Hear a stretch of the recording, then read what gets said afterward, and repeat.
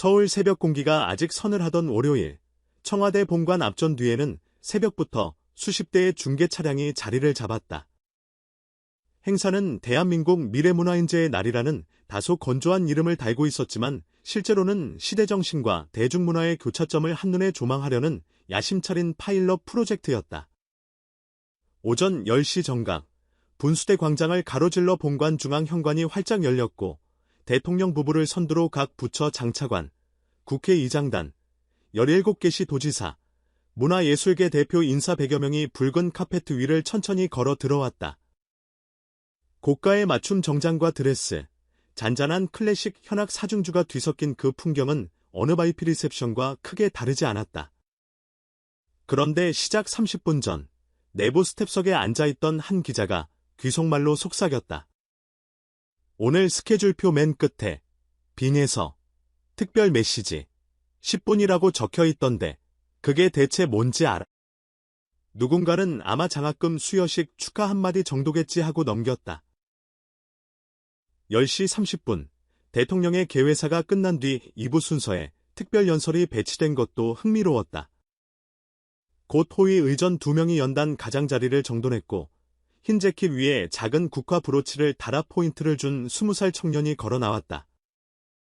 빈에서는 투명한 독서대 위에 A4 3장짜리 원고를 내려놓고 잠시 숨을 고른 뒤 마이크 높이를 직접 맞췄다. 그 몇 초의 정적이 긴장감을 드리우자 뒷줄에 앉아있던 방송사 카메라 감독이 좀 링을 살짝 돌려 풀샷을 클로즈업으로 바꿨다. 그리고 그 다음 순간 마치 숨막히는 장면 전환처럼 첫 문장이 흘러나왔다. 저는 한때 노래밖에 모르는 시골 소녀였습니다. 담담한 한글 단문이었는데 소리가 마이크를 통해 균일하게 확산될 때 회의장 공기 밀도가 달라졌다. 주변을 둘러보던 사람들의 시선이 일시에 집중됐다. 빈에서는 이어서 그저 무대가 좋아서 그 마음 하나만으로 여기까지 왔습니다라고 말을 이었다. 보통 연설이라면 리듬감 있는 원고, 낭독이나 발성을 의식한 억양이 먼저 귀에 들어오기 마련이지만 그녀의 목소리는 약간 떨렸다. 그 떨림이야말로 컨벤션 홀의 격식 필터를 지워버렸다. 스마트폰으로 녹화 버튼을 눌러둔 젊은 보좌관들은 소리 없이 숨을 삼켰고 외교단 배석석에 앉아있던 주한 영국 대사도 동시통역 기기를 잠시 멈추고 수첩에 무언가를 적었다. 연설 초반 5분은 철저히 개인 서사였다. 할머니가 동네 장터에서 2,000원짜리 플라스틱 마이크를 사주며 마이크 잡을 때마다 내 꿈 하나씩 불러보렴이라고 했던 유년기의 풍경. 아버지가 경운기에 싣고 다니던 이동식 스피커에 팔을 걷어붙이고 배터리를 갈아 끼우며 읍내 축제 무대에 올랐던 첫 경험. 고등학교 때 학비를 아끼려고 교복 대신 아르바이트 티셔츠를 입고 등교하다 선생님에게 혼쭐나던 장면, 이 모든 기억을 빈에서는 짧은 스냅 사진처럼 펼쳐 보였다. 그런데 놀라운 것은 회상 자체가 아니라 그 회상 속에 숨은 정밀한 공감의 알고리즘이었다. 그때 저는 무대 장비 기름 냄새를 맡으면서도 마치 아무 냄새도 없는 것처럼 반짝이는 조명만 쳐다봤어요. 왜냐하면 꿈은 냄새를 무색 투명으로 바꾸는 기적이거든요. 이 문장 하나가 나왔을 때 국회 교육위원회 소속 한 의원은 자신도 모르게 무릎을 탁 쳤다. 중반부부터는 개인사를 넘어 사회적 메시지로 급전환했다. 빈에서는 예술과 교육, 복지가 동떨어져 있지 않다는 걸 저는 경험으로 배웠습니다라며 장학금 하나로 저는 트로트 리듬을 오선지 위에 올렸고 지역문화센터 연습실 1시간 대관료로 저는 팬을 만났습니다라고 말했다. 그러곤 진심을 담은 노래는 사람을 살립니다. 저는 앞으로 받은 사랑을 돌려주는 인생을 살고 싶습니다라고 못 박았다. 그 순간 앞줄 VIP석에 앉아있던 대통령 내외가 거의 동시에 고개를 끄덕였고 대통령은 두 손을 모아 무릎 위에 얹었다. 마치 계획에 없던 대화를 스스로에게 허락하는 듯한 동작이었다. 연설 후반 10분은 마치 콘서트 엔딩 같은 울림을 유도했다. 빈에서는 간단한 프리토킹으로 세대 격차, 지역문화 불균형, 그리고 문화복지라는 단어를 반복하며 풀어냈다. 이때 텔레프롬프터의 스크롤은 이미 멈춰 있었다. 그녀는 원고 없이 직접 관객에게 눈길을 던지며 속도와 톤을 조절했다. 특별한 날보다 평범한 하루가 더 어렵다라는 문장이 나왔을 때는 중후한 저음이 살짝 실렸고, 예술은 권력이 아니라 사랑의 언어라고 강조할 때는 1초 반박자 쉼을 넣어 나직이 끊었다. 대통령실 행정관이 실시간으로 방청객 표정을 체크했는데 연단 좌측 끝에 앉아있던 여성가족부 차관은 눈가를 연거푸 훔쳤다. 마치 자체 클로즈업 필터가 켜진 듯한 현장이었다. 연설은 예정 시간을 훌쩍 넘긴 30분째에야 막을 내렸다. 공식 시간표는 10분이었지만 대통령이 통역사를 통해 시간 제한 해제를 즉석 지시하면서 완벽히 프리런 방식으로 바뀌었다는 후문이다. 맺은 말로 저는 음악으로 대한민국의 내일을 노래하고 싶습니다. 그리고 이것은 제 혼자가 아니라 우리 모두의 합창이어야 합니다라고 하자 대통령이 자리에서 일어나 먼저 박수를 보냈다. 그 모습에 고위 관료들도 도미노처럼 일어났고 506객석이 전원 스탠딩 오베이션이 되는 장면이 생중계 카메라에 송출됐다. 윤 대통령은 단상 앞으로 걸어가 빈예서에게 직접 악수를 청했고 마이크를 내려놓은 빈예서는 두 손으로 고개를 숙였다. 이 무게를 잊지 않겠습니다라는 짧은 멘트가 볼 마이크에도 들어갈 정도로 작게 들렸지만 호라는 이미 환한 박수 소리에 파도치는 해변 같았다. 관습적으로 청와대 행사는 연설 직후 리셉션장으로 곧바로 이동하지만 이날만큼은 예외였다. 대통령이 잠시 기다려 말하더니 참모에게 무언가를 속삭였다.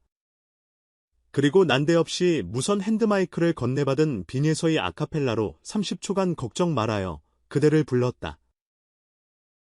키를 반음 내려 최대한 부드럽게 처리했는데 중저역이 두텁게 울려 퍼지자 기립박수 속에서도 숨이 멎는 정적이 깔렸다.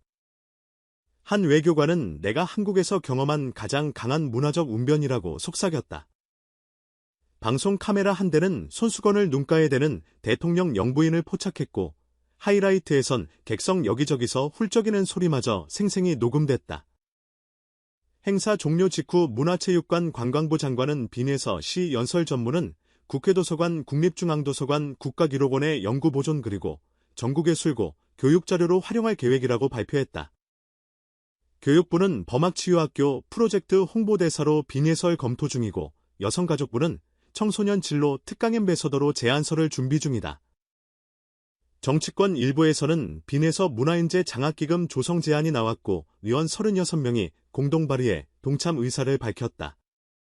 SNS에서는 정치인보다 가수가 국민 통합을 이끈다라는 해시태그가 트렌드 1위를 찍었고 일부 학교 교사들은 그녀의 문장 문화는 사랑의 표현입니다. 그 표현이 누군가의 하루를 견디게 합니다를 교실벽에 출력해 붙였다. 대중 반응이 들끓는 와중에도 빈에서는 호텔 이동 차량에서 기자들과 간단히 만났다.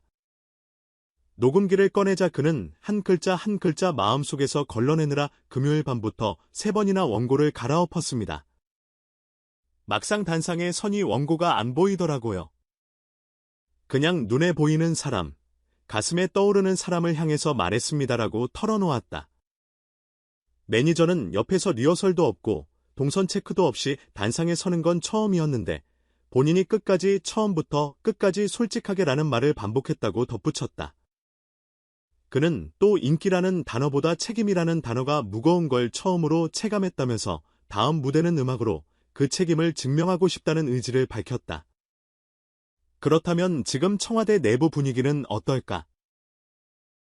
대통령실 문화비서관 통화에 따르면 문화정책자문위원으로 위촉하는 방안이 언론에 먼저 흘러나왔지만 실제로 청년예술 토크 살롱을 분기별로 열고 그 판넬로 빈예설 고정 초청하자는 아이디어도 논의 중이다.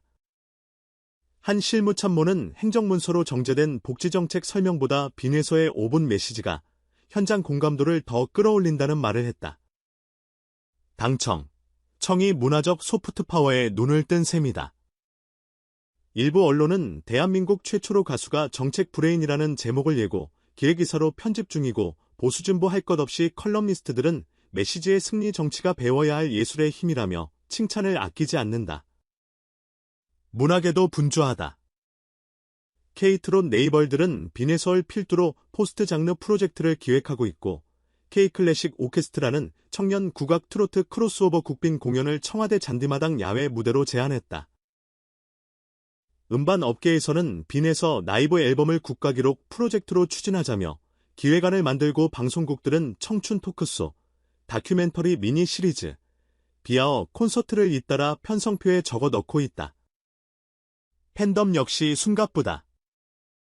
그는 이미 다현이 말 노래 명문장 필살 스네스 챌린지를 열어 10만 조회수를 기록했고 중 고등학생 팬들은 자발적으로 나눔 버스킹 모임을 만들어 구청 앞에서 노래하며 기부금을 모으고 있다.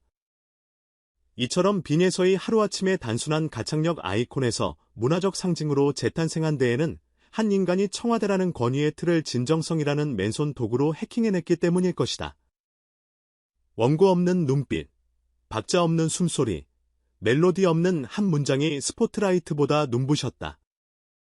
그리고 그 광의는 정치권, 교육계, 문화산업, 국민 마음 어느 구석까지 스며들어 사람을 사리는 목소리라는 새 좌표를 남겼다. 요란한 조명이 꺼진 뒤에도 12줄 기타 소리가 울리지 않아도 이제 사람들은 안다. 필요한 순간, 빈에서의 단 두 음절 괜찮아요가 더 큰 위로가 될 것이라는 것을.